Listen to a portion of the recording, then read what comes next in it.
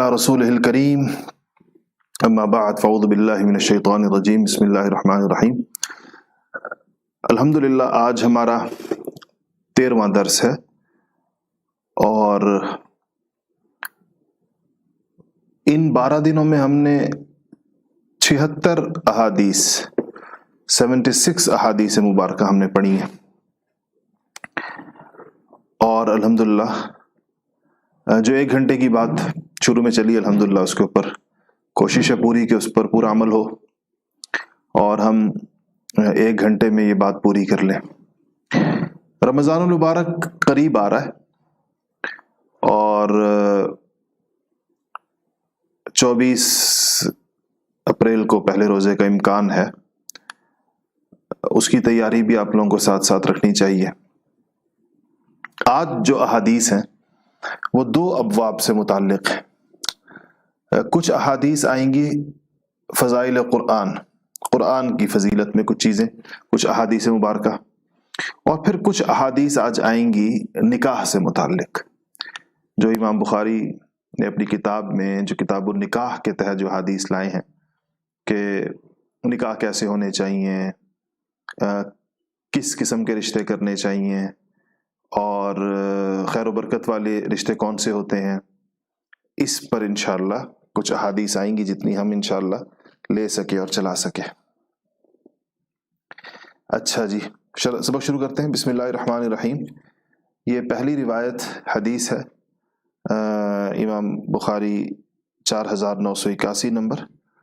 अन अबी हुरैरा रज़ियल्लाहु अन्हु क़ाल क़ाल नबी सल्लल्लाहु अलैहि वसल्लम मा मिनल अंबियाइ नबियुन इल्ला उअतिया मा मिस्लुहु आमन अलैहिल बशर व इन्नमा कान अल्लज़ी ऊतीतु वहयन औहाहु अल्लाहु इलैया फअरजू अन अकूना अक्सरहुम ताबिअन यौमल क़ियामा।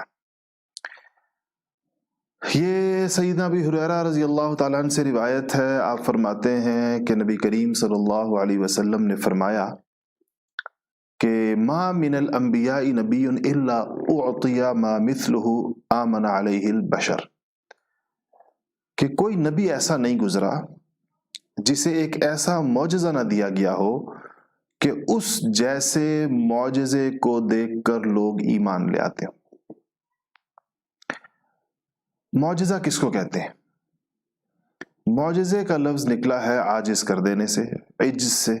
आजिज़ कर देने का मतलब होता है बेबस कर देना। अंबिया अलैहिमुस्सलातु वस्सलाम को अल्लाह जल्ल शानुहु कोई ऐसा एक ऐसा कमाल अता फरमाते हैं, उनके हाथ पर एक ऐसी चीज़ का सुदूर होता है जो आम इंसानों के लिए या ख़ास इंसानों के लिए, किसी भी इंसान के लिए वो मुमकिन ही नहीं होता। और जब इंसान उसके सामने एक बेबसी महसूस कर लेता है तो उसको अंदाज़ा हो जाता है कि ये क़ुव्वत आसमानी है, ये ज़मीनी नहीं है। तो मौजज़ा दर हकीकत अल्लाह ताला की कुदरत का एक मुज़ाहिरा नबी के हाथ पर होता है। इसको मौजज़ा कहते हैं। मौजज़ा इसे कहते हैं कि ये आजिज़ कर देता है। मौजज़ा लफ्ज़ी मतलब इसका है आजिज़ कर देने वाला, यानी कोई उसका मुकाबला न कर सके। तो अंबिया अलैहिमुस्सलातु वस्सलाम को अल्लाह जल्ल शानुहु ने मौजज़ात अता फरमाए थे। मूसा अलैहिस्सलाम के मौजज़े का आपने जिक्र सुना है, सालेह अलैहिस्सलाम के मौजज़े ऊँटनी का जिक्र आपने सुना है। ईसा अलैहिस्सलाम हमारे आका मोहम्मद मुस्तफ़ा सल्लल्लाहु अलैहि वसल्लम से पहले तशरीफ़ लाए और उनका वो जिंदा मुर्दे को जिंदा कर लिया करते थे। वो ऐसे बीमार, कोढ़ी जिनको कहते हैं, उनको हाथ लगाते थे, वो उनको शिफा हो जाया करती थी। जो माँ के पेट से नाबीना आया है, जिसकी आंखें ही नहीं है सिरे से, तो उसकी आंखों पर हाथ फेरते थे और उसको शिफा आ जाती, उसको बीनाई आ जाती थी। ये अंबिया के मौजज़ात थे। और देखें, मौजज़ा पहचान लिया जाता है फौरन ही। जैसे ही मूसा अलैहिस्सलाम ने अपनी, यानी पहले तो जादूगरों ने तो अपने जादू का मुजाहिरा किया कि उन्होंने अपनी लकड़ियां डाली और जैसे उन्होंने लकड़ियां डाली तो वो सांप बन गए। तो मूसा अलैहिस्सलाम ने भी लकड़ी डाली, फ़अल्क़ा असाहु फ़इज़ा हिय सुअबानुम मुबीन। मूसा अलैहिस्सलाम ने जो लकड़ी डाली तो वो एक बहुत बड़ा अजदहा बन गया और वो उनके सांपों को निगलने लगा। और इसको देखते ही साहिरान फ़िरौन के जो जादूगर थे वो ये समझ गए कि ये सिहर नहीं है। जो मूसा अलैहिस्सलाम ने کیا یہ سحر نہیں ہے، اس لیے فوراً وہ سجدے میں گر گئے اور کہا کہ آمنت برب موسیٰ و ہارون، ہم موسیٰ و ہارون کے رب پر ایمان لاتے ہیں۔ معجزہ سمجھ گئے وہ فوراً۔ تو کہنے کا مقصد یہ ہے کہ انبیاء علیہ الصلوۃ، آپ صلی اللہ علیہ وسلم فرمایا کہ ہر نبی کو ایسا معجزہ عطا کیا جاتا ہے جس کی وجہ سے لوگوں کو ان کے نبی ہونے پر یقین آ جاتا ہے اور وہ ایمان لاتے ہیں۔ لیکن فرمایا کہ وَإِنَّمَا كَانَ الَّذِي أُوتِيتُهُ وَحْيًا أَوْحَاهُ اللَّهُ إِلَيَّ، کہ لیکن اس سلسلے میں مجھے جو چیز عطا کی گئی ہے، ظاہر بات ہے کہ پھر ہمیں یہ سوال پیدا ہوتا ہے کہ عیسیٰ علیہ السلام کا معجزہ ایسا تھا، موسیٰ علیہ السلام کا معجزہ ایک ان کا چمکدار ہاتھ تھا، ان کا عصا تھا، اور صالح علیہ السلام کا معجزہ یہ تھا، اور دیگر انبیاء علیہ السلام کے معجزات تھے، تو ہمارے آقا و مولا جو سید الانبیاء ہے محمد مصطفیٰ صلی اللہ علیہ وسلم، ان کا معجزہ کیا تھا؟ تو آپ نے فرمایا کہ مجھے جو اصل معجزہ دیا گیا، ویسے تو آپ کے اس کے علاوہ معجزات بھی ہیں، آپ کے ہاتھ میں کنکریوں کا بولنا ہے، چاند کا 2 ٹکڑے ہونا ہے، سورج کو روک دینا ہے، اور آپ کے معجزات پر مستقل علماء نے رسائل لکھے ہیں، کتابیں لکھی ہیں، لیکن ایک مرکزی معجزہ ہوتا ہے۔ تو آپ کا جو مین معجزہ ہے، جو مرکزی معجزہ ہے، وَإِنَّمَا كَانَ الَّذِي أُوتِيتُهُ وَحْيًا أَوْحَاهُ اللَّهُ إِلَيَّ، تو آپ نے فرمایا کہ مجھے جو چیز عطا کی گئی ہے اس سلسلے میں، وہ یہ قرآن ہے، وہ یہ وحی الہی ہے جو اللہ تعالیٰ نے مجھ پر نازل فرمائی ہے۔ یعنی ہمارے آقا و مولا کا معجزہ کیا ہے؟ قرآن پاک ہے، رہتی دنیا تک رہے گا۔ کیا فرق ہوا اس میں اور باقی معجزوں میں؟ چونکہ پچھلے انبیاء علیہ السلام کی نبوت کی مدت محدود تھی، ایک خاص وقت تک ان کی نبوت نے چلنا تھا، اور اگلے نبی نے آ کر پچھلی نبوت کو منسوخ کرنا تھا، اور ہمارے آقا و مولا کی آمد پر ساری نبوتیں منسوخ ہو گئیں، ان کے معجزات بھی محدود ٹائم کے لیے تھے۔ آج عیسیٰ علیہ السلام، آج موسیٰ علیہ السلام کا عصا تو دنیا میں موجود نہیں ہے، نہ وہ ید بیضا کہتے ہیں، وہ جو موسیٰ علیہ السلام جب ہاتھ نکالتے تھے وہ سورج کی طرح چمک رہا ہوتا تھا، نہ وہ موجود ہے، نہ عیسیٰ علیہ السلام کے معجزات اس وقت دنیا میں موجود ہیں۔ لیکن چونکہ حضرت محمد مصطفیٰ صلی اللہ علیہ وسلم کی نبوت نے قیامت تک چلنا ہے، اس لیے معجزہ بھی ایسے دیا گیا جو معجزہ زندہ رہنے والا، ہمیشہ موجود رہنے والا، اور وہ کیا ہے؟ وہ قرآن پاک ہے۔ کتنی بڑی چیز ہے، یعنی ہم سب کے گھروں میں اور بعض خوش نصیبوں کے سینوں میں حافظ قرآن جو ہے، بہت خوش نصیب ہیں وہ والدین جو اپنے بچوں کو قرآن پاک یاد کرواتے۔ جن گھروں میں حافظ ہیں ان گھروں میں گویا ان بچوں کے سینوں میں نبی کریم صلی اللہ علیہ وسلم کا زندہ معجزہ ہر وقت موجود ہے۔ کتنی بڑی خوش قسمتی ہے آپ میں سے ان لوگوں کی جن کے گھروں میں حافظ بچے موجود ہیں، یا جن کے شوہر حافظ قرآن ہیں، یا جن کی بیویاں حافظ قرآن ہیں، جن کی بیٹیاں حافظ قرآن ہیں۔ جو بھی گھر میں قرآن کا حافظ موجود ہو تو کتنی بڑی خوش قسمتی ہے اور کتنی بڑی سعادت ہے۔ تو بعض لوگ نسل در نسل حافظ ہوتے ہیں، والد بھی حافظ، والدہ بھی حافظ، خود بھی حافظ، بچے بھی حافظ، ایسے اللہ تعالیٰ کسی پر یہ انعامات بھی فرماتے ہیں۔ تو کہا کہ وہ قرآن ہے، پھر آپ نے فرمایا کہ اس لیے مجھے یہ امید ہے، فَأَرْجُو أَنْ أَكُونَ أَكْثَرَهُمْ تَابِعًا يَوْمَ الْقِيَامَةِ، اس لیے مجھے امید ہے کہ قیامت کے دن میرے متبعین کی، میرے پیچھے چلنے والوں کی تعداد سب سے زیادہ ہوگی۔ اس لیے کہ آپ چونکہ معجزہ، ایمان لانے کی وجہ جو ہے وہ کیا ہے؟ معجزہ ہے، اور چونکہ اور معجزہ جو ہے وہ ایک باعث بنتا ہے، وَإِنَّا نَحْنُ نَزَّلْنَا الذِّكْرَ وَإِنَّا لَهُ لَحَافِظُونَ، اللہ نے فرمایا کہ ہم نے قرآن کو نازل کیا اور ہم اس کی حفاظت بھی کریں گے۔ تورات انجیل کی حفاظت نہیں ہو سکی نا، تحریف ہو گئی اس میں، قرآن پاک میں تحریف نہیں ہو سکی، نہ ہو سکتی ہے، قیامت تک یہ اسی طرح معجزہ رہے گا۔ اس سے دل لگانا چاہیے، اس سے دل لگائیے کئی پہلوؤں سے، اس کو یاد کرنے کے اعتبار سے، تلاوت کرنے کے اعتبار سے، پڑھنے کے اعتبار سے، سمجھنے کے اعتبار سے، تفسیر سمجھنے کے اعتبار سے، قرآن شریف کو اپنی زندگی کا ایک پکا ساتھی بنا لیتے ہیں۔ 2-3 پارے رکھے ہوئے، کہیں بیٹھے اس کو نکال لیتے ہیں۔ آج کل موبائل اپلیکیشنز آ گئی ہیں تو اس کی اتنی ضرورت نہیں رہتی، ذرا حفاظت بھی مشکل ہوتی ہے، اس کے ساتھ بیت الخلاء وغیرہ میں جانے بھی مشکل ہے، نہیں جا سکتا انسان اگر وہ لکھی ہوئی شکل میں موجود ہے۔ تو اگر موبائل ایپ پر ہے تو اس میں کوئی حرج نہیں ہے. اگر موبائل ایپ پر قرآن شریف ڈسپلیڈ نہیں ہے، سامنے کھلا ہوا نہیں ہے اور اندر موجود ہے، تو اس سے بیت الخلاء میں جانے میں کوئی حرج نہیں، کیونکہ وہ الفاظ کی شکل میں اس میں محفوظ نہیں ہوتا، بلکہ وہ اور شکلوں میں ایک ڈیجیٹل اس کی کنفیگریشن ہوتی ہے جس کے اندر وہ محفوظ ہوتا ہے. خیر، یہ سوال و جواب کا الگ مسئلہ ہے. تو عرض کرنے کا مقصد یہ ہے کہ اس پر جو ہے وہ آپ نے فرمایا یہ آپ کا معجزہ، اس سے ہمیں دل لگانا ہے اور اس کو اپنا ایسا ساتھی بنا لے. دیکھیں بعض لوگوں کو ایسے اللہ جل شانہ فضل فرماتے ہیں، ان کا ایسا قرآن سے دل لگ جاتا ہے، تلاوت بھی کر رہے ہیں صبح و شام، معنی، مفہوم، تفسیر، اس کے الفاظ، اس کی وجہ سے عربی زبان سے ایک تعلق پیدا ہو جاتا ہے اور عربی کے ساتھ ان کو ایک لگاؤ پیدا ہو جاتا ہے، اور مردوں میں بھی ہوتا ہے، عورتوں میں بھی ہوتا ہے. الحمدللہ ہمارے یہاں البرہان میں ماشاءاللہ جو خواتین آ رہی ہیں پڑھنے کے لیے، انہوں نے عربی کے ساتھ ایک بڑا اپنا تعلق پیدا کیا، اس نے قرآن کے ساتھ ان کو ایک مربوط کر دیا اور قرآن کے ساتھ ان کو ایک تعلق پیدا ہو گیا. تو ہمیں اس قرآن شریف کے جب لفظ کو ہم یہ سوچیں کہ یہ رسول اللہ صلی اللہ علیہ وسلم کا معجزہ ہے، یہ اللہ تعالیٰ کے الفاظ ہیں، الفاظ تو رسول اللہ کے نہیں ہیں، الفاظ تو اللہ جل شانہ کے ہیں، حدیث کے الفاظ نبی کریم صلی اللہ علیہ وسلم کے الفاظ ہیں جو ہم پڑھ رہے ہیں بھی، اور قرآن کے الفاظ اللہ جل شانہ کے الفاظ ہیں. تو آپ سوچیں اللہ کے الفاظ دنیا میں ہوں موجود، اور ہمارے پاس اللہ تعالیٰ کے اپنے الفاظ یہی ہیں جو قرآن کے اندر موجود ہیں. یہ جو 6200 کچھ آیتیں ہمارے پاس موجود ہیں، کل دنیا میں یہی الفاظ، انسانوں کی رسائی صرف ان الفاظ تک ہے. تو اس لیے حدیث قدسی میں بھی جو آتا ہے، اس میں بھی حدیث قدسی میں مفہوم اللہ تعالیٰ کی طرف ہوتا ہے، الفاظ نبی کریم صلی اللہ علیہ وسلم کے ہوتے ہیں. تو یہ اتنی بڑی چیز ہے. اس پر آ جائیں، کچھ اور حدیث آپ کو میں سنا دوں آج، اور اللہ تعالیٰ کرے کہ اللہ ہم سب کو اس پر عمل کی توفیق نصیب فرمائے. اچھا، یہ ایک بہت مشہور روایت ہے اور آپ نے کثرت سے سنی ہوگی، زبانی یاد کر لیجئے اس کو، آسان سی ہے.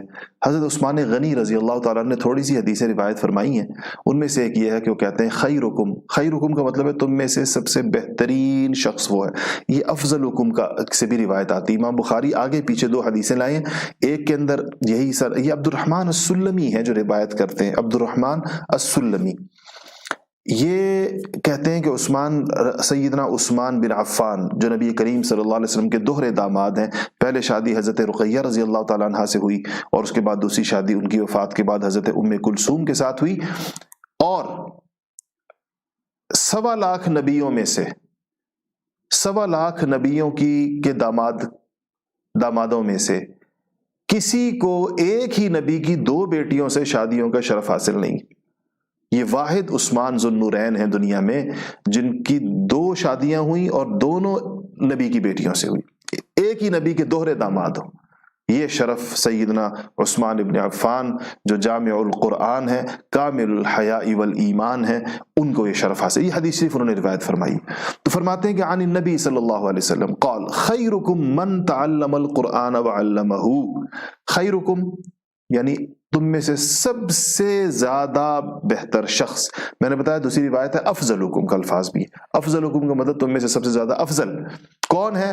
من تعلم القرآن. تعلم عربی میں کہتے ہیں پڑھنے کو، اسی لیے اسٹوڈنٹ کو عربی کے اندر متعلم کہتے ہیں، اور علم عربی میں کہتے ہیں پڑھانے کو، اسی لیے استاد کو معلم کہتے ہیں. تو پڑھنے کو عربی میں تعلم کہتے ہیں اور پڑھانے کو تعلیم کہتے ہیں، اور پڑھنے والے کو متعلم کہتے ہیں اور پڑھانے والے کو معلم کہتے ہیں. تو کہا کہ خیرکم من تعلم القرآن، تم میں سے سب سے بہترین شخص وہ ہے جو قرآن پڑھے، وعلمہ اور اس کو پڑھائے. یعنی یا وہ طالب علم ہو قرآن کا یا استاد ہو قرآن کا، ان 2 حالات میں سے کسی ایک میں ضرور ہو. اس پر یہ راوی ایک عجیب بات کہتے ہیں، اور یہ میں کہتا ہوں کہ آپ سوچیں کتنی بڑی بات ہے. قال، پھر کہتے ہیں کہ وَأَقْرَأَ ابو عبد الرحمن، یہ جو ابو عبد الرحمن تھے انہوں نے فی امرت عثمان حتی کان الحجاج قال وذاک الذی اقعدنی مقعدی ھذا. فرمایا کہ یہ جو ابو عبد الرحمن السلمی ہیں، انہوں نے لوگوں کو قرآن شریف پڑھانا شروع کیا حضرت عثمان رضی اللہ تعالی عنہ کے دور خلافت سے. امرت عثمان، حضرت عثمان کے دور امارت و خلافت سے، اور کب تک؟ حتیٰ کان الحجاج، یہاں تک کہ حجاج کی ولایت کا زمانہ آ گیا، حجاج کی حکومت کا زمانہ ہے۔ سیدنا عثمان غنی کی خلافت سے لے کر حجاج کی حکومت تک، اچھا یہ پتہ ہے کتنا عرصہ ہے؟ اس میں ایک تھوڑا مسئلہ یہ آتا ہے کہ پورا لیں یا درمیان سے لیں۔ پورا زمانہ کتنا بنتا ہے؟ عثمان غنی کے ابتدائی دور سے لے کر حجاج کے آخری دور تک یہ 72 سال کا عرصہ بنتا ہے، 72 ایئرس، کوئی 3 مہینے کم ہے، 3 مہینے کم 72 ایئرس، 72 سال۔ اور حضرت عثمان کا، اچھا یہ تو ہو گیا میکسیمم، یہ مدت ہو سکتی ہے کہ حضرت عثمان کا بھی ابتدائی دور لے لے، حجاج کا آخری دور لے لے۔ منیمم کیا ہوگا؟ کیونکہ عثمان اور حجاج کے ادوار کا دور ہے، منیمم یہ ہے کہ عثمان رضی اللہ تعالیٰ کا آخری دور لے لے، بالکل آخری زمانہ، اور حجاج کا ابتدائی دور لے لے۔ یہ جو زمانہ ہے یہ تقریباً 38 سال کا بنتا ہے۔ یعنی اگر آپ بالکل منیمم لیں، دونوں طرفوں کی انتہائی لیں، حضرت عثمان، دیکھیں حدیث میں یہ آتا ہے کہ عثمان کے زمانے سے لے کے حجاج کے زمانے تک، اب اس میں دونوں کے زمانوں کی نہ ابتدا کا ذکر ہے نہ انتہا کا ذکر ہے، تو ہمارے پاس دونوں صورتیں موجود ہیں۔ عثمان رضی اللہ تعالیٰ کا ابتدائی زمانہ لے لیں، حجاج کا آخری زمانہ لے لیں، یہ 72 سال بنتے ہیں۔ اور عثمان رضی اللہ تعالیٰ کا آخری زمانہ لے لیں، جب عثمان کی زمانہ ختم ہو رہا تھا، وہ آخری دور لے لیں، اور حجاج کی بالکل بگننگ لے لیں، ابتدا لے لیں، یہ بھی 38 سال بنتے ہیں۔ تو اس کا مطلب ہے کہ 40-50 سال یا 60 سال، یا ہو سکتا ہے کہ 72 سال پورے انہوں نے قرآن پڑھایا، یہ اس جنہوں نے حدیث روایت کی۔ اور کہا، لفظ کیا کہا، الفاظ کیا کہے، جو آپ دیکھیں آخری جملہ کیا ہے، وَذَاكَ الَّذِي أَقْعَدَنِي مَقْعَدِي هَذَا، اور کہا کہ اس حدیث نے مجھے بٹھا دیا اس کام کے لیے۔ وہ لوگ اس طرح حدیث پڑھتے تھے۔ حدیث سنی عثمان غنی سے کہ نبی پاک صلی اللہ علیہ وسلم نے فرمایا قرآن پڑھنے پڑھانے سے بڑا کام کوئی نہیں، بیٹھ گئے 50 سال کے لیے اور قرآن ہی پڑھایا پھر ساری عمر۔ کتنے خوش قسمت ہیں وہ لوگ جو صبح سے شام تک قرآن پڑھاتے ہیں، اور ہم ان کو کیا، ان کی وہ عزت کرتے ہیں جو ہونی چاہیے؟ ہم کہتے ہیں قاری صاحب آ گئے، ٹیوشن والے قاری صاحب آ گئے، اور وہ بیچارے آگے ڈرائنگ روم میں بیٹھے رہتے ہیں، بچے ہی نہیں جا رہے پڑھنے کے لیے، اور روز مائیں کہہ رہی قاری صاحب یہ کریں، قاری صاحب وہ کریں، قاری صاحب ایسے کریں، قاری صاحب ایسے کریں، آج نہ آئے، کل نہ آئے، فلانا نہ آئے، ڈمکانا نہ آئے۔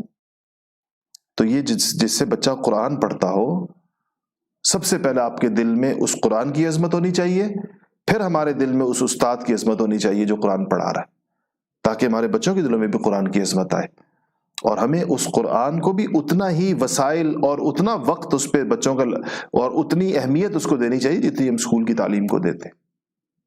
اسکول کے لیے تو ہم 8 گھنٹے کے لیے بھی تیار ہیں، 9 گھنٹے کے لیے بھی تیار ہیں۔ قاری صاحب سے کہتے ہیں قاری صاحب 15 منٹ میں نمٹا دیں، بس جو آپ نے پڑھانا ہے 15-20 منٹ کافی ہوتے ہیں، بچے تھک جاتے ہیں پھر بعد میں، باقی چیزوں میں تو نہیں ہم تھک ہمارے دل میں اس کی اہمیت ہی نہیں ہوتی، ہمارے دل میں اس کی وہ عظمت ہی نہیں ہوتی، پھر بچوں کا تعلق بھی نہیں قائم ہوتا۔ تو اہمیت اور اہتمام کے ساتھ ہمیں اپنی اگلی نسلوں کو قرآن شریف پڑھانا چاہیے، عظمت کے ساتھ، ایسے طریقے سے پڑھائیں کہ بچے کے دل میں عظمت پیدا۔ میں حفظ کے اساتذہ اور قراء سے بھی گزارش کرتا ہوں، جب میں کہیں جاتا ہوں بیان کے لیے، میں ان کو بھی عرض کرتا ہوں کہ آپ ایسے طریقے سے پڑھائیں، ایسی شفقت سے پڑھائیں، محبت سے پڑھائیں کہ بچے کے دل میں قرآن کی عظمت پیدا ہو، قرآن کا تقدس پیدا ہو، قرآن کے ساتھ اس کا ایک تعلق پیدا ہو۔ تو یہ فرمانے لگے کہ اس آپ کے عبد الرحمن السلمی کہتے ہیں کہ نبی کریم صلی اللہ علیہ وسلم کے اس ارشاد نے ساری عمر کے لیے مجھے بٹھا دیا قرآن شریف کے پڑھنے اور پڑھانے کے لیے۔ اچھا جی، تو یہ دوسری حدیث تھی آج کے سبق کی۔ تیسری حدیث کی طرف آ جائیے۔ میں نے کہا چھوٹی سی مختصر حدیث ہے، اس کو تو یاد رکھیں، خیرکم من تعلم القرآن وعلمہ۔ اچھا، بعض اوقات انسان کو قرآن سننے کا دل چاہتا ہے، اور بعض لوگوں کو سننے میں بڑا لطف آتا ہے، اور ابھی رمضان شریف آ رہا ہے، قرآن شریف سننے کے زمانہ آ رہا ہے، دن آ رہے ہیں۔ آپ صلی اللہ علیہ وسلم کو بھی سننے میں مزہ آتا تھا، حدیث شریف اس پر میں آپ کے سامنے پیش کرتا ہوں، اور وہ یہ کہ حضرت عبداللہ رضی اللہ تعالیٰ عنہ روایت فرماتے ہیں کہ قال علی النبی صلی اللہ علیہ وسلم، کہ نبی کریم صلی اللہ علیہ وسلم نے فرمایا مجھے، اقرأ علی القرآن، کہ مجھے قرآن سناؤ، اقرأ علی القرآن، مجھے قرآن سناؤ. تو فرماتے ہیں میں نے کہا کہ اقرأ علیک وعلیک انزل، یا رسول اللہ میں آپ کو سناؤں؟ آپ پر تو نازل ہوا ہے، آپ تو صاحب القرآن ہیں، قرآن تو آپ کے واسطے اور وسیلے سے ہمیں ملا ہے. جبرائیل تو آپ کے پاس، آپ نے تو جبرائیل سے سنا ہوا ہے، جبرائیل امین نے آپ کو آ کر بتایا، سنایا ہے سارا. تو قال انی احب ان اسمعہ من غیری، آپ نے فرمایا مجھے دوسروں سے بھی سننے میں مزہ آتا ہے، میں پسند کرتا ہوں اس بات کو کہ میں کسی اور سے بھی قرآن شریف سنوں. تو اس سے پتہ چلتا ہے کہ نبی کریم صلی اللہ علیہ وسلم حالانکہ صاحب قرآن تھے اور قرآن شریف آپ کے اوپر نازل ہوا تھا، لیکن آپ نے یہ چاہا کہ میں سنوں. اور جس کو قرآن شریف سے جس کا دل لگ جاتا ہے اس کو سننے میں پھر مزہ بڑا آتا ہے. کوئی اچھا پڑھنے والا ہو تو اس کا دل چاہتا ہے بس میں سنتا رہوں. ہمارے بزرگوں میں سے شیخ الہند مولانا محمود حسن صاحب رحمۃ اللہ علیہ کے بارے میں آتا ہے کہ رمضان المبارک میں پوری رات قرآن سنتے تھے. خود حافظ نہیں تھے، تو جو حفاظ ہوتے ہیں وہ تو خود پڑھتے ہیں زیادہ، تو سنتے بہت زیادہ تھے.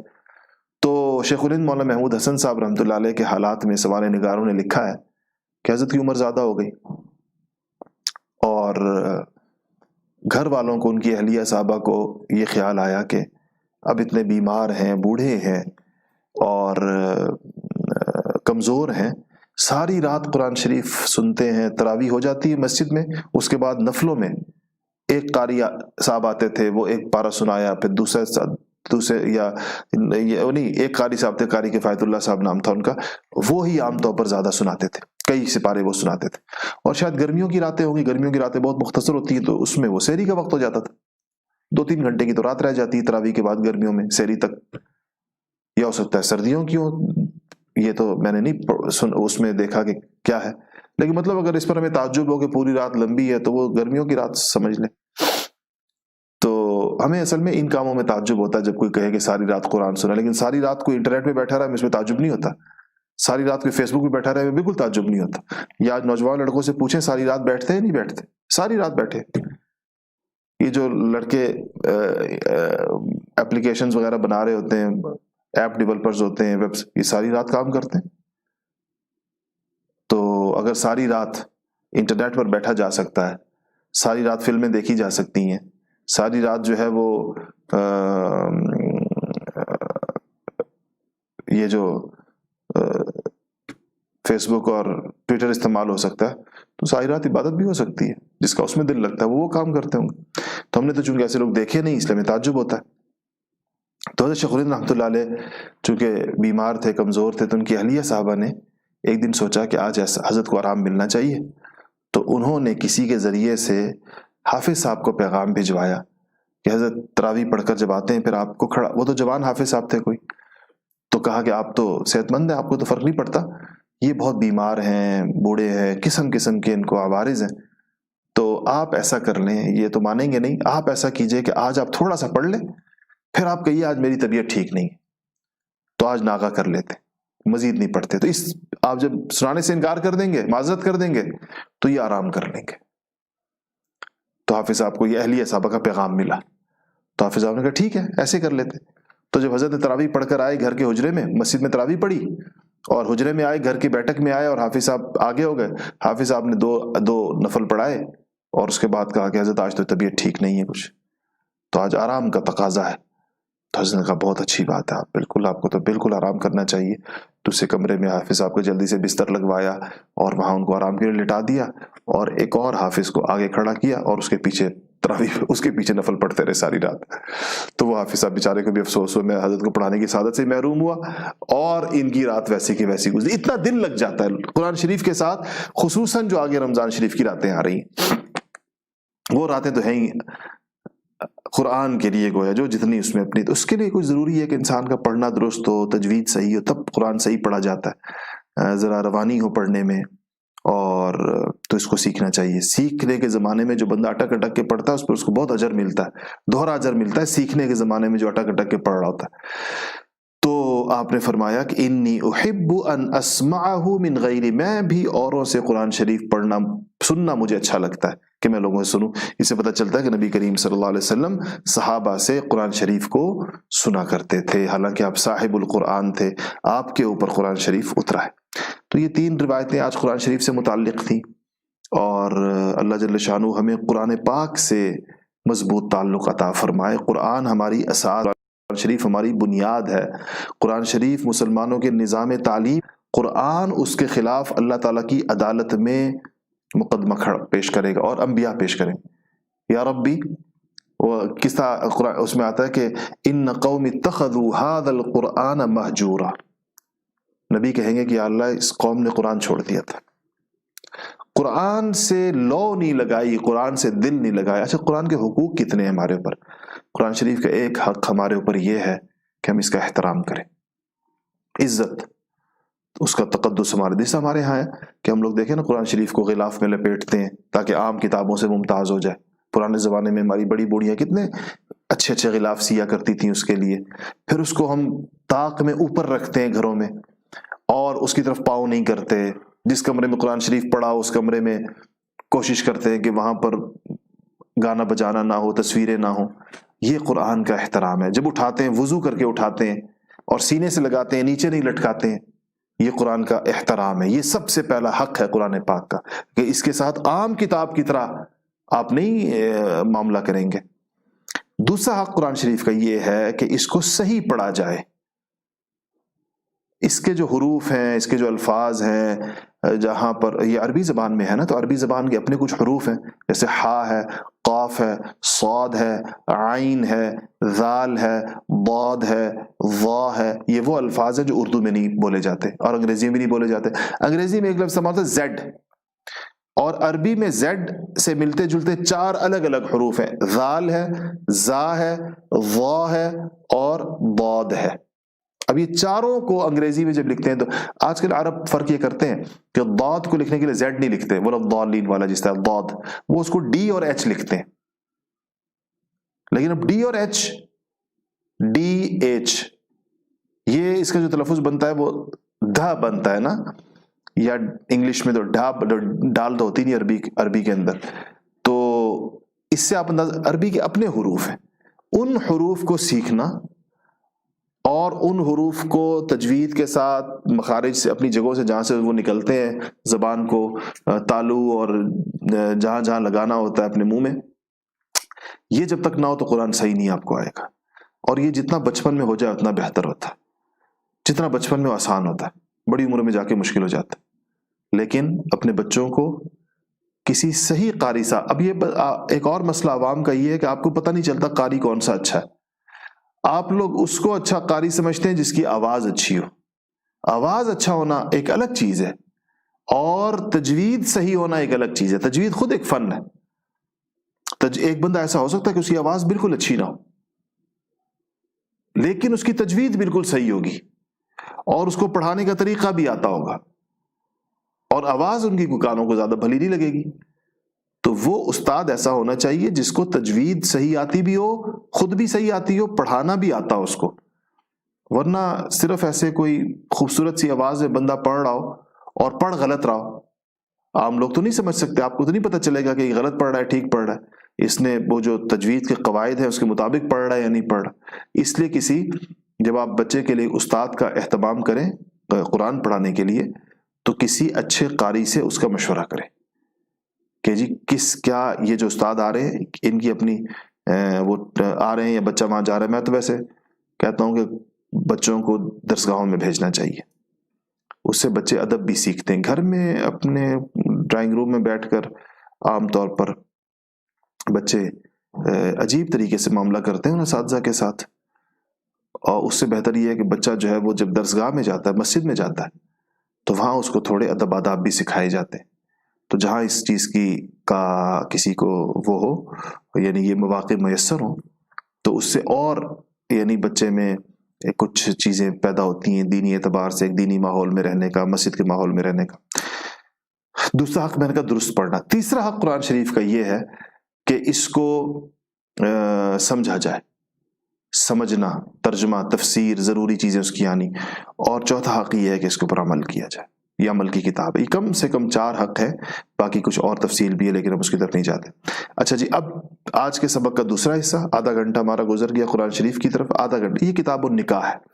اس میں کچھ چیزوں کا تعلق جو ہے وہ نکاح کے ساتھ ہے، کچھ احادیث انشاءاللہ اب اس سے متعلق ہوں گی.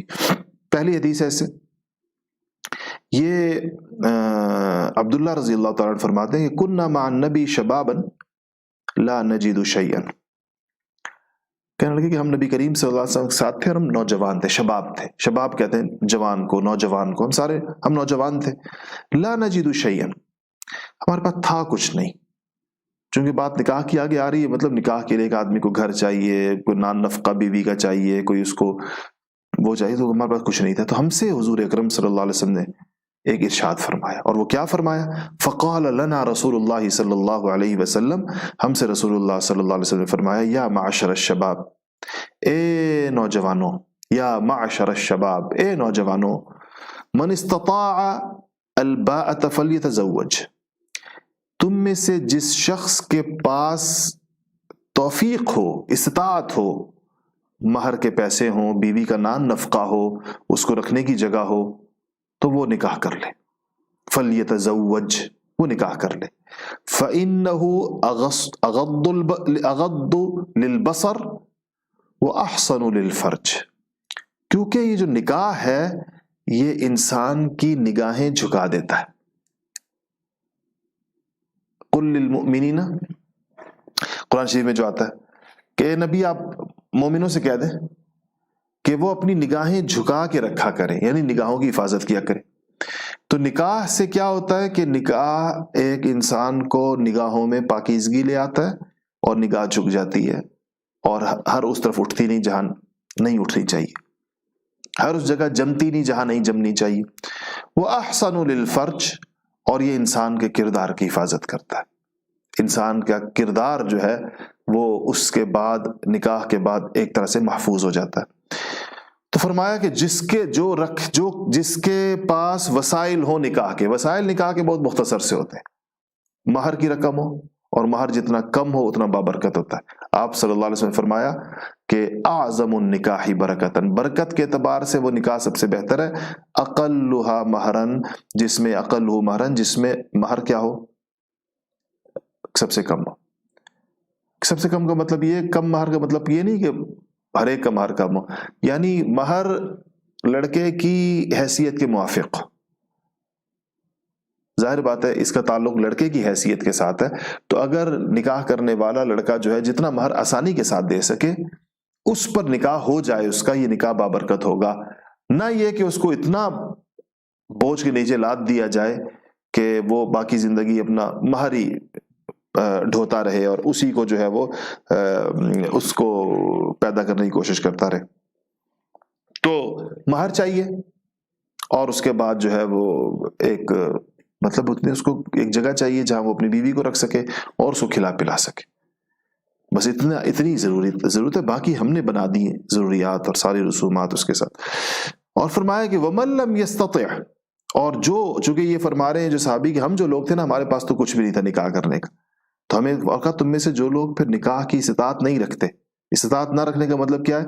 مہر کے پیسے نہیں ہیں، بیوی کو رکھنے کا کمرہ نہیں ہے، اور اس کا نان نفقہ، اس کو کھلانے پلانے کے پیسے نہیں ہیں، تو فعلیہ بالصوم، اس کو چاہیے کہ روزے رکھا کرے.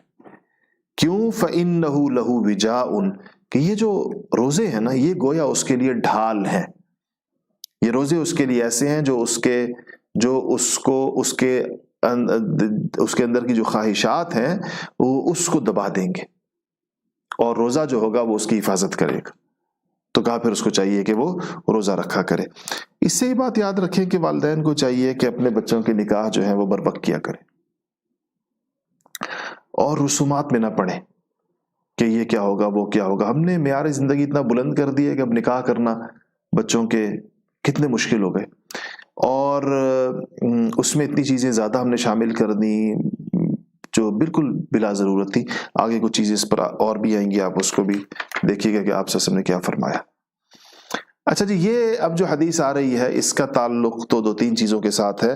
یہ بخاری شریف میں پہلے نمبر پر یہ حدیث ہے، بیچ میں بھی آتی ہے ادھر بھی آتی ہے. بخاری شریف کی جو ابتدا ہوئی ہے وہ اس حدیث سے ہوئی ہے، اور وہ ہے کہ اعمال کا دار و مدار نیتوں پر ہے. یہ لفظ آپ نے اردو میں بار بار سنا ہے.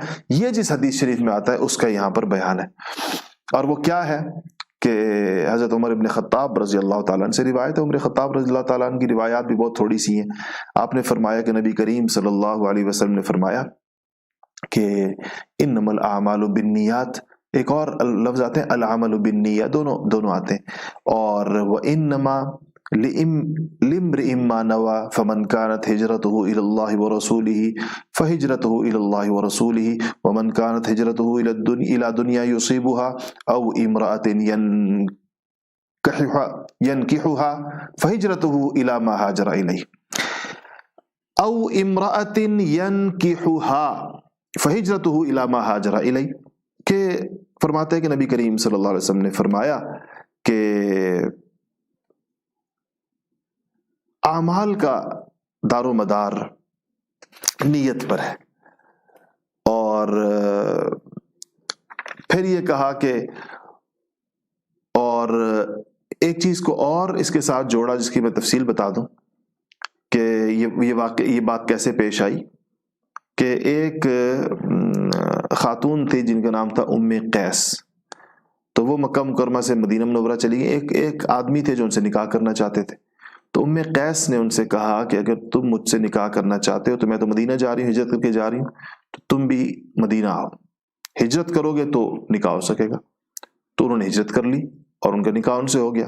تو صحابہ رضوان اللہ تعالیٰ علیہم اجمعین مذاق سے ان صاحب کو مہاجر ام قیس کہتے تھے کہ یہ وہ صحابہ جنہوں نے ام قیس کی وجہ سے ہجرت کی ہے اور ان سے نکاح کیا.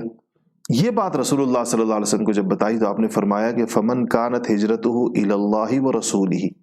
جس شخص کی ہجرت اللہ اور اس کے رسول کے لیے ہوئی فہجرتہ الی اللہ ورسولہ، تو اس کی ہجرت تو اللہ اور اس کے رسول کے لیے ہوئی.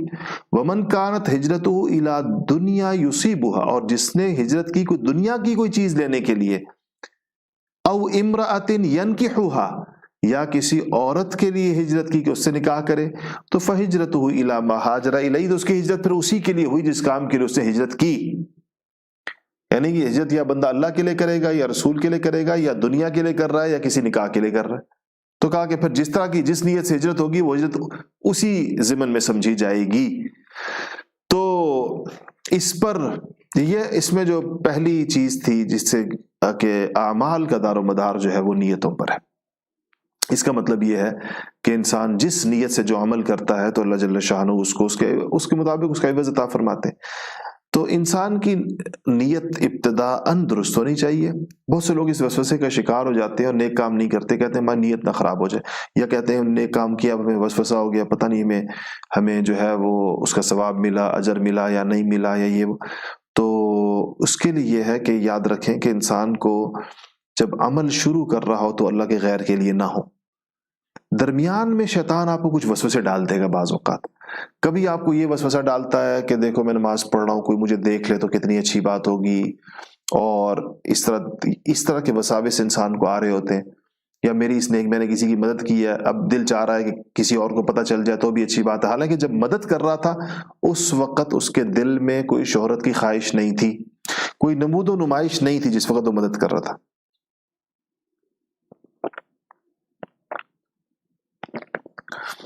البتہ بعد میں یہ خیالات پیدا ہوئے تو یاد رکھیے گا کہ اس پر استغفار پڑھنا چاہیے، لیکن اس سے پریشان نہیں ہونا چاہیے کہ ہائے میرا عمل ختم ہو گیا، ضائع ہو گیا، بالکل کچھ نہیں بچا. ایسا نہیں ہوتا. اس پہ استغفار پڑھیں.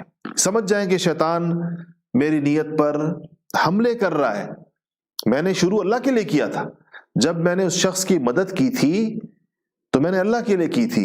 جب میں نے نماز کی نیت باندھی تھی تو اللہ کے لیے ثواب کی نیت سے باندھی تھی. اب دوران نماز شیطان کیا کر رہا ہے؟ میری نیت کو ٹارگٹ کر رہا ہے. تو اس وقت آپ اپنے اس خیال کو جھٹک دیں اور اعوذ باللہ من الشیطان الرجیم پڑھیں اور اللہ تعالیٰ سے امید رکھیں کہ انشاءاللہ آپ کے اس عمل کا آپ کو پورا اجر ملے گا. شیطان کا تو کام ہے، وہ تو آپ کے دل میں ڈالے گا خواہشات، لیکن آپ نے اس خواہش کے پر عمل تو نہیں کیا. تو یہ اس کو وسوسہ کہا جاتا ہے. وسوسے سے اپنے آپ کو بچائیے اور کاموں کو جو ہے وہ اللہ اور اس کے رسول کے لیے اور آخرت کے نقطہ نظر سے انسان کرے. اچھا جی، یہ اگلی حدیث شریف جو ہے یہ ہے حضرت عبد الرحمن ابن عوف کے بارے میں. ایسا ہوا کہ جب صحابہ مدینہ منورہ تشریف لے کر گئے مہاجرین، تو رسول اللہ صلی اللہ علیہ وسلم نے ایک مہاجر کو ایک انصاری کا بھائی بنایا. اس کو مواخات کہتے ہیں. مواخات کا مطلب ہوتا ہے رشتہ اخوت قائم کرنا، بھائی بندی کا رشتہ قائم کرنا، بھائی بنانا، تو یعنی بردرہڈ جس کو کہیں. تو اس پر یہ حدیث ہے کہ سمعت انس بن مالک قال، یہ حمید الطویل اس کو روایت کرتے ہیں کہ حضرت انس سے کہتے ہیں کہ انس بن مالک فرماتے ہیں کہ قدیم عبد الرحمن ابن عوف، کہ عبد الرحمن ابن عوف جب مدینہ ہجرت کر کے پہنچے تو فآخ النبی صلی اللہ علیہ وسلم بینہ وبین سعد بن الربیع الانصاری، تو نبی کریم صلی اللہ علیہ وسلم نے عبد الرحمن ابن عوف جو عشرہ مبشرہ میں سے اور مالدار ترین صحابہ میں سے بنے، جو ان کو بھائی بنا دیا سعد ابن ربیع الانصاری کا.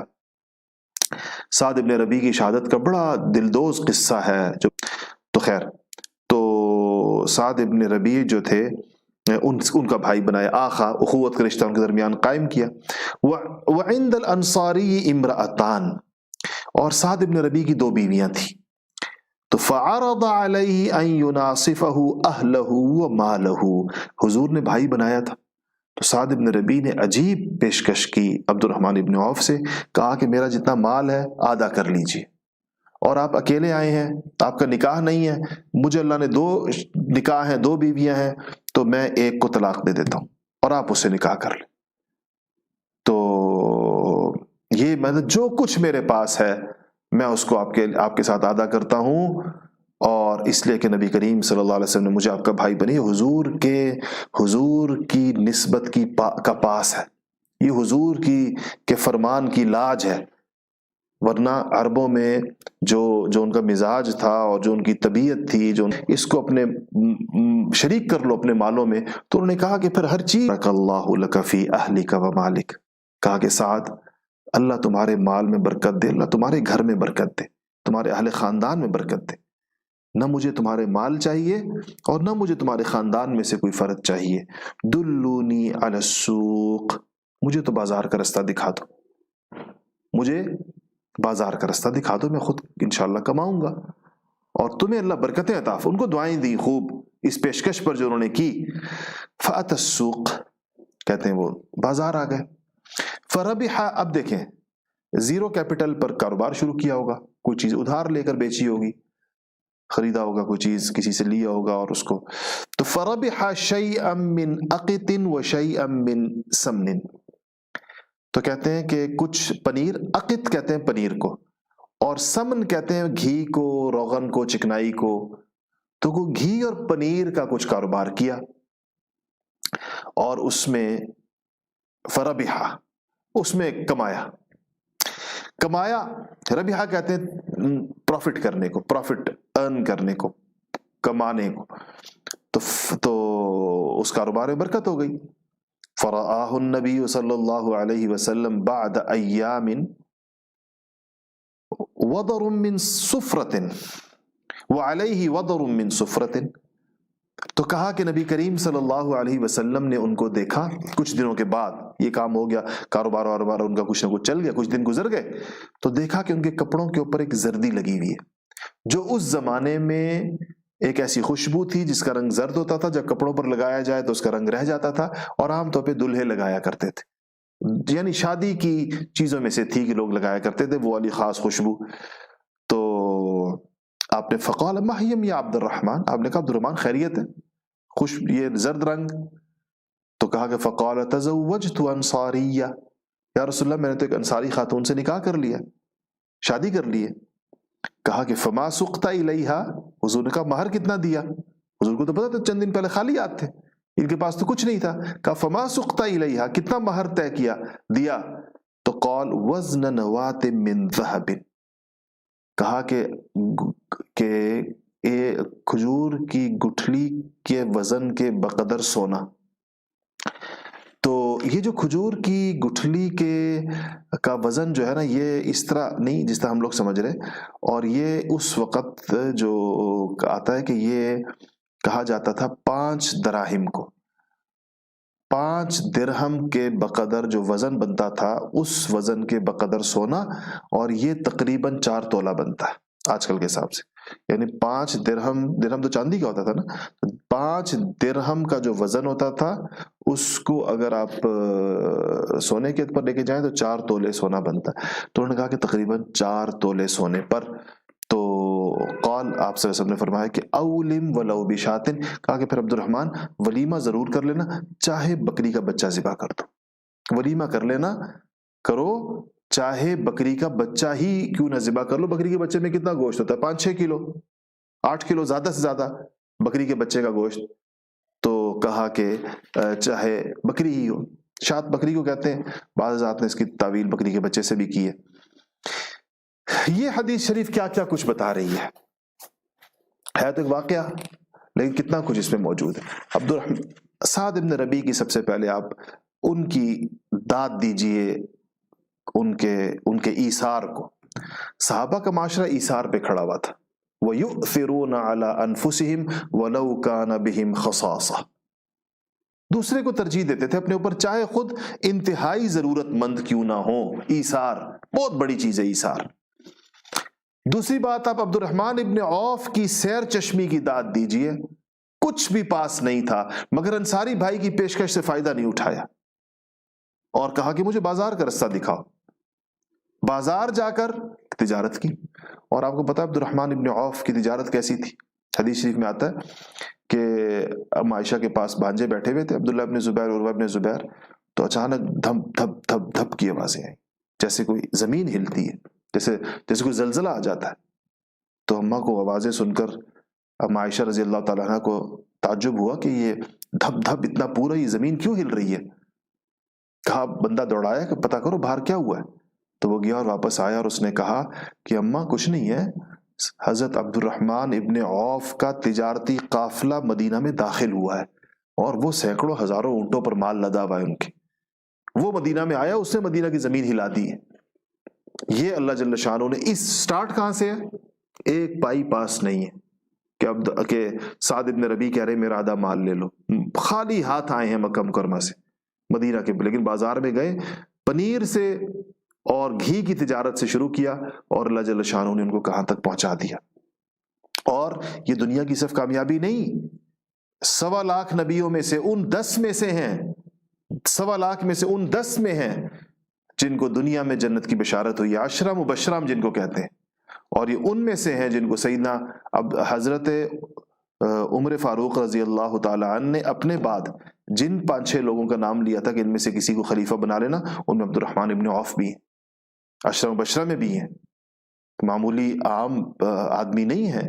اور یہ تو دنیا تو جو ہے سو ہے، اللہ نے جو عطا فرمائی اتنی زیادہ، اصل تو یہ کہ ان کو اللہ پاک نے اتنے صحابہ میں سے بھی چنیدہ صحابہ میں سے.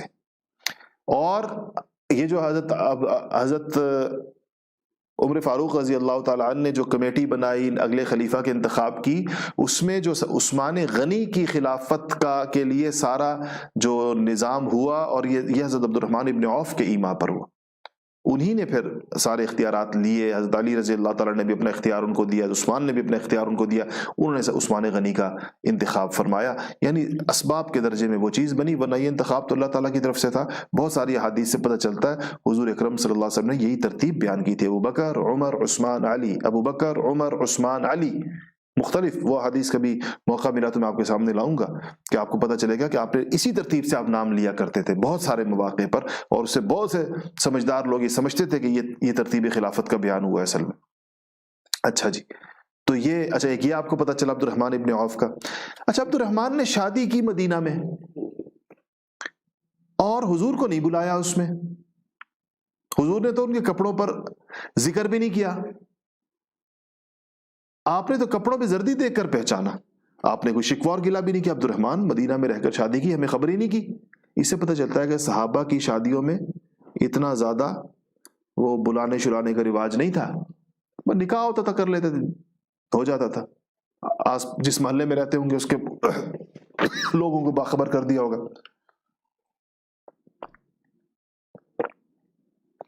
ہمارے ہاں شادیاں کیوں رکی ہوئی ہیں؟ پھوپھی نے کینیڈا سے آنا ہے اور وہ بیوی کی خالہ نے جو ہے وہ آسٹریلیا سے آنا ہے، فلانے نے جو ہے وہ نیوزی لینڈ سے آنا ہے، تو فلانے نے امریکہ سے آنا ہے، دنیا کے کونے کونے سے جب تک سارے رشتہ دار جمع نہ ہو جائیں ہمارے یہاں شادی نہیں ہوتی۔ اب اگر وہ پھوپھی صاحبہ آسٹریلیا سے نہ آئی، شادی کے بعد آ گئی، تو کیا حرج ہے اس میں؟ نہیں جی، میں حیران ہوتا ہوں، ایک بندے سے میں نے پوچھا کہ ہر چیز تیار ہے، فروری مارچ کی بات، تو میں نے کہا کہ جی کیوں نکاح نہیں ہو رہا؟ نکاح ہو گیا فروری مارچ میں، شادی کب ہوگی؟ دسمبر میں ہوگی۔ میں نے کہا اللہ خیر، کیوں دسمبر میں کیوں ہوگی؟ کہتے ہیں وہ جو پھپھی ہے نا نیوزی لینڈ میں یا پتہ نہیں آسٹریلیا میں، ان کے بچوں کو دسمبر میں چھٹیاں ہوتی ہیں، تو دسمبر میں جب وہ آئیں گی تو شادی ہوگی۔ تو یہ ویسے ہی تاخیر کرنا اس کی وجہ سے ایک نیک کام میں، ایک عبادت میں۔ حضرت عبدالرحمن ابن عوف مدینہ میں ہیں، نبی کریم صلی اللہ علیہ وسلم بھی مدینہ میں ہی ہیں، ان کو شادی میں نہیں بلایا، نہ ان کو اطلاع دی، حالانکہ اس سے زیادہ خواہش کس کی ہو سکتی ہے کہ حضور صلی اللہ علیہ وسلم میری شادی میں شریک ہو۔ ایک آپ کو اس سے یہ پتہ چلا، اس حدیث شریف سے آپ کو ایک آپ کو یہ پتہ چلا کہ مہر دیا گیا 4 تولے، ایک آپ کو یہ پتہ چلا کہ چونکہ ان کے حالات بہتر ہو گئے تھے تو آپ سے نے فرمایا کہ بکری کے بچے کا ولیمہ بھی کر لو۔ اس کا مطلب ہے جس کے پاس وسائل ہوں اس کو ولیمہ کرنا چاہیے، جس کے پاس نہ ہو اس پر فرض واجب نہیں ہے، لیکن جس کے پاس ہوں اس کو کرنا چاہیے۔ ایک حدیث کتنی چیزیں ثابت کرتی ہے، تو میں آپ لوگوں کو بہت ہی سرسری انداز میں بیٹی ہوتی ہے، ایک حدیث شریف پر کئی دنوں تک گفتگو ہوتی ہے، 1 گھنٹے کا پیریڈ ہوتا ہے، 1 گھنٹے کا، اور کئی دن تک ایک حدیث پر گفتگو چل رہی ہوتی ہے، بعض اوقات 15 20 دن تک بھی چلتی، اتنے اہتمام کے ساتھ احادیث پڑھائی جاتی ہیں دینی درس گاہوں میں۔ اچھا جی، اگلی حدیث شریف یہ حضرت عائشہ رضی اللہ تعالی عنہا کے بارے میں نبی کریم صلی اللہ علیہ وسلم نے کیا فرمایا، اس آج کے سبق میں 7ویں نمبر کی حدیث۔ اچھا ایک چیز میں آپ کو بتاؤں، ایسا کاغذ استعمال کیا جائے جس کی بیک سائڈ جو ہے وہ خالی ہو، پھر اس کاغذ کی دوسری طرف استعمال کرنا یا اس کو ضائع کرنا، ایسے پھینک دینا ٹھیک نہیں ہوتا، تو مجھے تو ایک ہی طرف والے چاہیے ہوتے ہیں، تو اس لیے جو ایک طرف پہلے کسی اور کام میں استعمال ہو چکی ہوتی ہے اسی کی دوسری طرف یہ لکھ لیا جاتا ہے، اس طرح کاغذ دونوں طرفوں سے استعمال ہو جاتا ہے، تو اس میں کوئی ایسا حرج نہیں ہوتا۔ مجھے کئی لوگوں نے میسج پہ کہا کہ جی وہ کاغذ جب آپ اٹھاتے ہیں تو اس کی بیک سائڈ پہ کچھ اور لکھا ہوا نظر آ رہا ہوتا ہے، تو کوئی حرج نہیں ہے، اس کے اوپر کچھ چیز اور لکھی ہوگی، کوئی کاغذ کہیں سے مختلف قسم کے آتے رہتے ہیں، مجھے تو جو سامنے جو صاف حصے پر میں لکھ لیتا ہوں۔ اچھا جی، تو 7ویں حدیث ہے، حضرت عائشہ رضی اللہ تعالیٰ عنہ فرماتی ہیں قالت قال رسول اللہ صلی اللہ علیہ وسلم، حضرت عائشہ رضی اللہ تعالیٰ عنہ فرماتی کہ نبی کریم صلی اللہ علیہ وسلم نے مجھے فرمایا کہ اریتک فی المنام مرتین، کہ عائشہ میں نے تمہیں شادی سے پہلے، تم مجھے 2 دفعہ خواب میں دکھائی گئی، نکاح سے پہلے، شادی سے پہلے۔ اذا رجل يحملك في سرقة حرير، کہا کہ ایک شخص یعنی ایک فرشتہ تمہاری صورت ریشمی کپڑے پر، یعنی ریشمی کپڑے میں تمہاری شکل نظر آ رہی ہوتی تھی، وہ اٹھائی ہوئی اس نے ہوتی تھی، اور مجھے کہتا تھا وہ فرشتہ کہ هذه امرأتك، یہ آپ کی زوجہ ہے۔ تو کہا کہ فَأَكْشِفُهَا، مجھے دی کپڑا دیا ریشمی، اور کہا کہ مجھے دیا کپڑا دیا ریشمی، کہا یہ آپ کی زوجہ ہیں، تو آپ نے کہا فَأَكْشِفُهَا، تو میں نے کپڑا، فَأَقُولُ، پھر میں نے اللہ پاک، میں نے دل میں کہا جب میں نے یہ خواب دیکھا 2 دفعہ، تو إِن يَكُنْ هَذَا مِنْ عِنْدِ اللَّهِ يُمْزِهِ، کہ اگر یہ اللہ تعالیٰ کی طرف سے ہے، اور یقیناً اللہ کی طرف سے، انبیاء کے خواب اللہ کی طرف ہی ہوتے ہیں، تو انشاءاللہ یہ ہو کر رہے گا۔ پھر تو اس کو اللہ تعالیٰ فیمزہی کا مطلب، یمزہی کا مطلب اللہ تعالیٰ پھر اس کو جاری کر کے، اللہ تعالیٰ اس کو مقدر فرما دیں گے۔ تو یہ حدیث بخاری شریف کی روایت نمبر ہے 5078، کہ حضور اکرم صلی اللہ علیہ وسلم کو انبیاء کے خواب، آپ کو پتہ ہے سچے ہوتے ہیں، انبیاء کے خواب تو وحی ہوتی ہے، یعنی اللہ تعالیٰ کا انتخاب تھا۔ حضرت عائشہ صدیقہ سارے 2 دفعہ خواب میں دکھایا گیا شادی سے، نکاح سے پہلے، کہ یہ آپ کی اہلیہ ہے، یہ آپ کی بیوی ہے۔ کتنی مبارک ہے عائشہ کی ذات، اور کتنی اللہ تعالیٰ کا ان کے اوپر، کس طرح اللہ جل شانہ کے ان کے اوپر فضل اور کرم دیکھیں۔ تو یہ آج کے سبق کی 7ویں حدیث تھی۔ آئیے 8ویں کی طرف۔ اچھا یہ حدیث ہے کہ آپ صلی اللہ علیہ وسلم نے فرمایا کہ کون سی عورتیں نکاح کے لیے بڑی اچھی، صحابہ کو کوئی مشورے میں بات پوچھی ہوگی تو آپ نے فرمایا، تو یہ حضرت ابو ہریرہ رضی اللہ تعالیٰ عنہ سے روایت، آپ نے فرمایا کہ یعنی نبی صلی اللہ علیہ وسلم نے فرمایا خیر نساء رکبن الابل صالح نساء قریش، آپ نے فرمایا کہ اونٹ پر سواری کرنے والی جو عورتیں ہیں، اونٹ پہ سواری کرنے والی عورتوں سے مراد عرب کی عورتیں، عرب عورتیں اونٹ پہ سواری کرتی تھی، کہا کہ اونٹ کی سواری کرنے والی عورتوں میں سے سب سے اچھی عورتیں وہ قریش کی عورتیں ہیں، قریش کی خواتین ہیں۔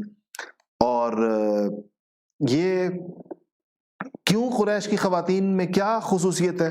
دو باتیں آپ نے ارشاد فرمائی، دو وجوہات بیان کی اس کی، کہا کہ احناہ علی ولد فی صغرہ وارعاہ علی زوج فی ذات یدہ، کہ ان میں دو کوالٹیز ہیں ان خواتین میں، یہ پورے عربوں میں سے جو قریش کی خواتین، کیا دو کوالٹیز ہیں؟ پہلی کہا کہ یہ اپنے بچوں پر جب وہ چھوٹے ہوتے ہیں بچپن میں بڑی شفیق ہوتی ہیں، بڑی خیال رکھنے والی ہوتی ہیں، لاپرواہ قسم کی ماں نہیں ہوتی، پرواہ کرنے والی ماں، بچے کو صحیح پالنے والی، صحیح پال پوس کر بڑا کرنے والی، اس کو توجہ دینے والی، ایک تو ان میں یہ کوالٹی ہے۔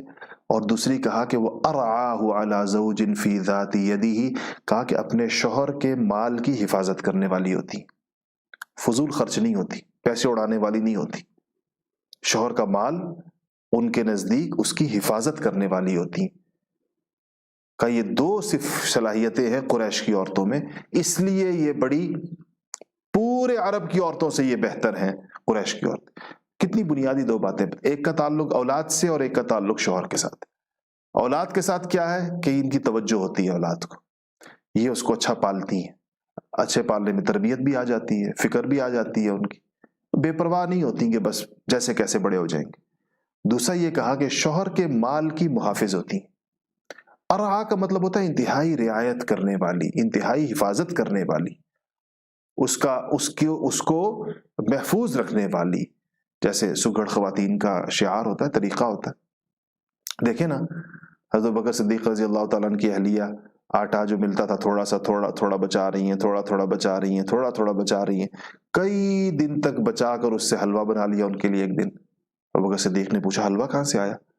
حلوے کا آٹا تو نہیں تھا، ہمیں تو روزانہ بیت المال سے اتنا آٹا ملتا ہے جو بمشکل ہماری روٹیوں کے لیے کافی ہوتا ہے۔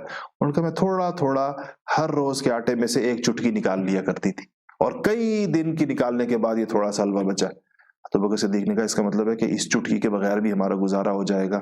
بیت المال میں کہا کہ جتنا آٹا وہ نکالتی تھی روزانہ، کہا کہ اتنا کم کر دو ہمارے آٹے میں سے، اس کے بغیر بھی ہمارا کام چل جائے گا۔ لیکن اس سے اہلیہ کا آپ مزاج دیکھ، تو آپ صلی اللہ علیہ وسلم نے اس کے اوپر ان کی تعریف فرمائی۔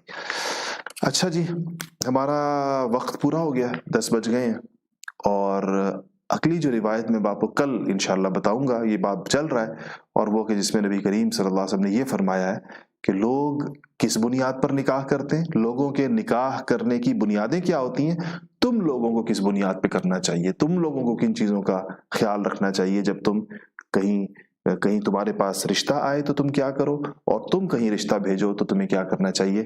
یہ روایت اب وقت ختم ہونے سے کل انشاءاللہ آپ کو بتاؤں گا۔ دو باتیں میری سن لیں، پھر ہم انشاءاللہ دعا کرتے ہیں۔ ایک یہ ہے کہ میں تھوڑا سا آپ لوگوں کا خلاصہ دیکھ لیا کرتا ہوں جو مجھے کوئی لوگ لکھ دیتے ہیں، تو ہمارا جو آفیشیل پیج ہے فیس بک پر، جس کا عنوان ہوتا ہے مفتی سید عدنان کاکا خیل آفیشیل کے نام سے، وہاں میں پوچھ لیتا ہوں کہ بتائیے آج کے سبق کا خلاصہ کیا ہے، تو وہ تھوڑی دیر کے بعد انشاءاللہ وہاں میں پوچھوں گا، تو آپ اس میں خلاصہ کوئی نہ کوئی ایک بات ضرور اس میں لکھیں جس سے مجھے اندازہ ہو کہ آپ نے آج کے سبق میں یہ بات آپ کے دل کے اندر جا کر بیٹھی ہے۔ ایک بات یہ۔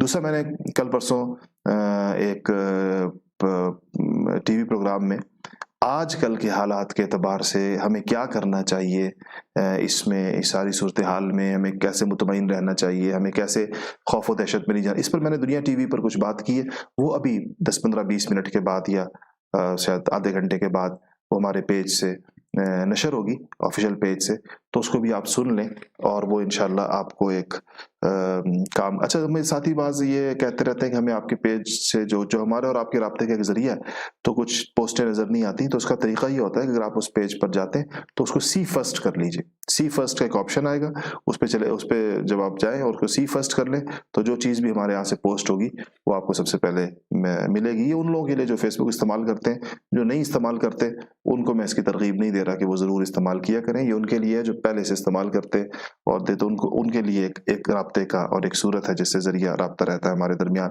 ہماری چیزیں آپ تک پہنچتی رہتی ہیں. دعا کریں کہ اللہ تعالی ہمیں اس پر جو کچھ آج پڑھا اس پر عمل کرنے کی توفیق نصیب فرمائے. الحمدللہ رب العالمین والعاقبۃ للمتقین والصلاة والسلام على سید الانبیاء والمرسلین. ربنا ظلمنا انفسنا وان لم تغفر لنا وترحمنا لنکونن من الخاسرین. یا رب العالمین جو کچھ پڑھا ہے یا اللہ اس کے اوپر عمل کی توفیق نصیب فرما, اور یا رب العالمین یا احکم الحاکمین یا ذی القوۃ المتین احادیث مبارکہ کے ساتھ ہمیں گہرا تعلق نصیب فرما. یا اللہ ان کو ہماری زندگیوں کے اوپر بھی یا اللہ مؤثر فرما دے, اور یہ علم صرف زبان پر نہ ہو ہمارے عمل میں آ جائے. یا اللہ یا رب العالمین کچھ بیماروں نے کہا ہے دعا کے لیے, اور بہت سے دوستوں کی والدائیں اور مختلف رشتہ دار عزیز و اقارب بہنیں بیٹیاں بیمار ہیں, والد کسی کے بھائی وغیرہ, سب کو شفا عطا فرما دے. اور یا اللہ کچھ لوگوں نے ہمارے دوست ہیں ان کے والد کا انتقال ہوا اور انہوں نے اس کا ذکر کیا, ایک اور ان کی نانی کا انتقال ہوا, اور جن کے والد کا انتقال ہوا وہ یہ ہمارا درس سنتے رہے اور ان کے بیٹے نے مجھے میسج کیا, ہمارے شاگرد ہیں, کہا کہ میرے والد صاحب الحمدللہ حدیث شریف کا درس سنتے سنتے ہی دنیا سے رخصت ہوئے. یا اللہ ان سب کو یا رب العالمین ان کے درجات بلند فرما دے. یا اللہ ان کی قبر کو جنت کے باغوں میں سے باغ بنا دے. یا رب العالمین یا رب العالمین ان کے آخرت کے سفر کو آسان فرما دے, اور جتنے بیمار ہیں اسپتالوں میں ہیں گھروں میں ہیں سب کو یا اللہ شفا عطا فرما دے. اور یا رب العالمین یا احکم الحاکمین جن کے دلوں میں جو بھی جائز حاجات ہیں یا رب العالمین آپ سب جانتے ہیں اور سب کو پورا کرنے پر قادر ہیں, یا اللہ سب کی جائز حاجات کو پورا فرما دے.